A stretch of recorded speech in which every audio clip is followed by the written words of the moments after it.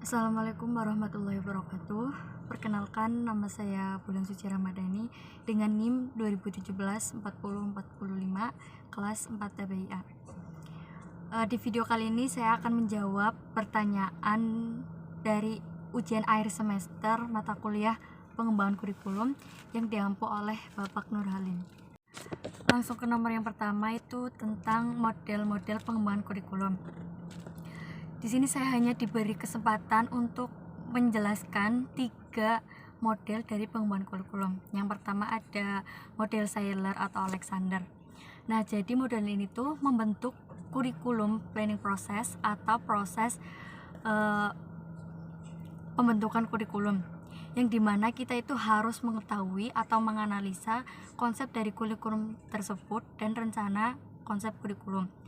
Nah, model ini juga mencetuskan bahwa a plan for providing seats of learning opportunities for person to be educated.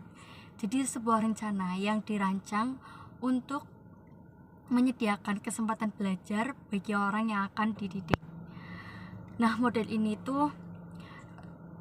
dalam model ini tuh rencana kurikulum itu tidak hanya sebagai dokumen, tetapi rencana yang lebih kecil dalam sebuah kurikulum tertentu. Yang kedua ada model Taylor.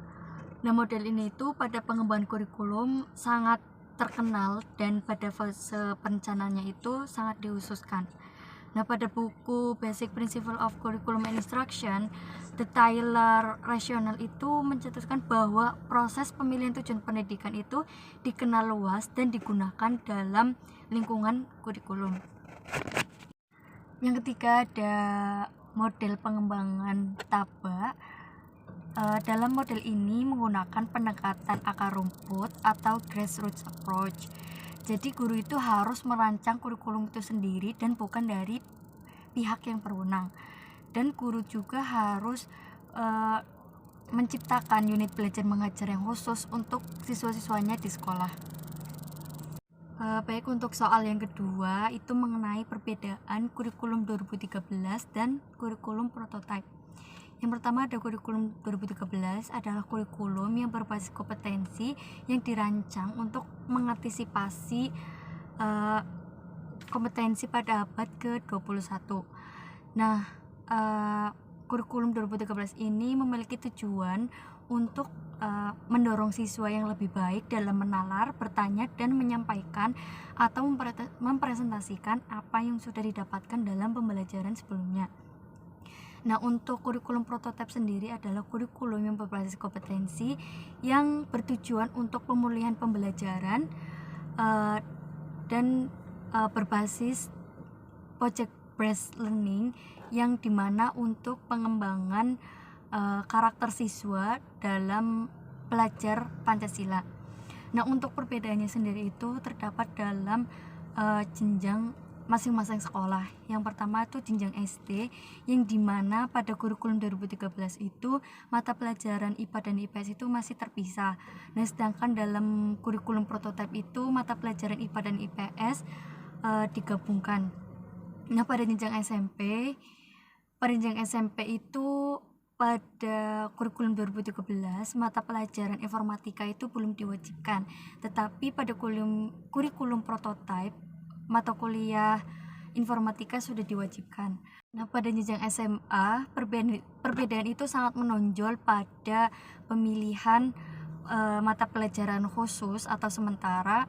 Jadi pada kurikulum 2013 ini siswa itu harus sudah memilih mata kuliah sementara, tetapi pada kurikulum prototipe siswa itu baru bisa memilih mata pelajaran sementara pada kelas 11, dan itu juga harus dikonsultasikan pada wali kelas masing-masing atau kepada BK yang ada di sekolah tersebut.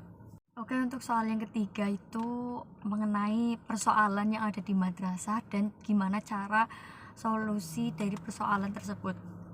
Karena dulu saya pernah sekolah di madrasah, persoalan itu terletak pada mata pelajaran yang sangat banyak. Akibatnya siswa itu kurang menguasai materi tambahan dari madrasah tersebut dan kurang memahami materi-materi yang ada di sekolah-sekolah yang seperti biasanya. Nah, untuk solusinya itu menurut saya pengurangan mata kuliah yang tambahan dari madrasah tersebut, agar siswa madrasah itu bisa menguasai semua materi yang pada dasarnya itu ada pada sekolah-sekolah seperti biasa. Dan biasanya persoalan yang ada di madrasah itu sistem dan formatnya itu selalu berubah. Nah, akibatnya itu membingungkan para guru. Dan untuk solusinya itu menyesuaikan kurikulum dan visi misi yang ada pada madrasah tersebut. Mungkin itu persoalan yang saya tahu pada sekolah di madrasah. Sekian dari saya. Apabila ada tutur kata atau jawabannya kurang tepat, saya mohon maaf. Terima kasih. Wassalamualaikum warahmatullahi wabarakatuh.